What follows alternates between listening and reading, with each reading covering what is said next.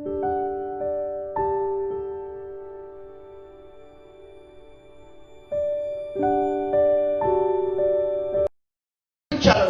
ቢውልድ ለማድረግ ለመገንባት የተቀጡ ሰዎች አሉ። ይህ እንደዛ ሲሆን አለ ወደ ተመልከተ አባታዊ ምስክር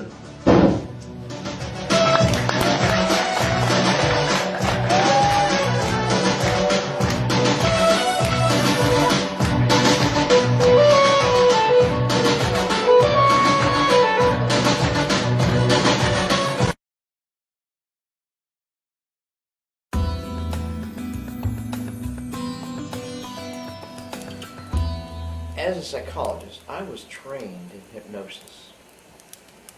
I was also raised in a very fundamentalist religious environment when I was growing up.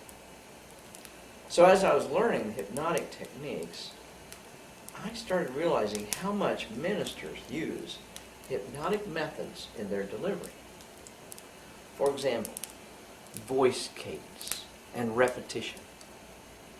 The Lord will provide for you. The Lord will provide for you. Brothers and sisters, if you just have faith, the Lord will provide for you. Now, why do ministers use rhythm and repetition? It's to put people into an altered state of consciousness, a hypnotic trance, if you will, so that they can then make hypnotic suggestions about things like giving money or giving time, getting more involved in the church, proselytizing for the church. You may have gone to sleep in church, or you may have seen people going to sleep in church. But if you look at the definition of sleep, it's a loss of muscle tension. The people who go to sleep in church aren't laying down flat with no muscle tension. They're setting up, and they mean nodding off here and there. That is nothing more than a hypnotic state. They're very relaxed. They're feeling very good in that state. And as a result of that, they start feeling like somehow the church has created this for them. The ministers created this for them. And they attribute it to God or spiritual experience. And they leave the church feeling very good.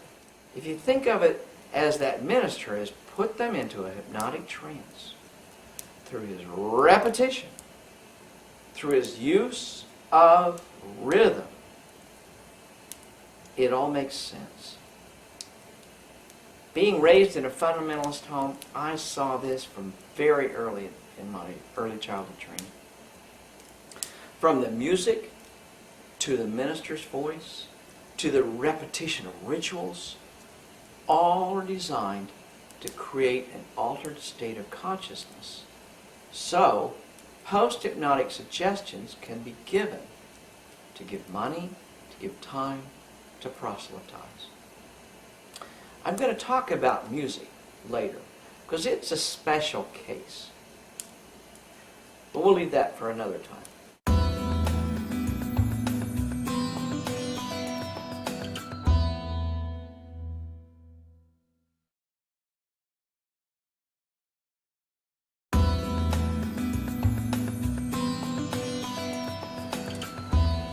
In my book, The God Virus, I discuss hypnosis at length, because it's so important in understanding how a church service works, a mass, or any religious service. A recent study at the University of Missouri found that the brain areas involved in spiritual experience are the same regardless of religion. Whether it's a Buddhist, an Islamic person, a Christian, the brains and the brain chemistry is the same.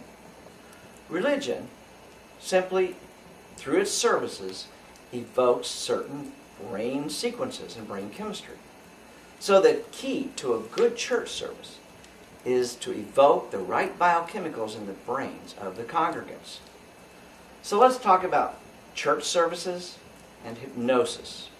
Now, I discussed this in an earlier session, But I want to go to a little different angle and a little different detail here.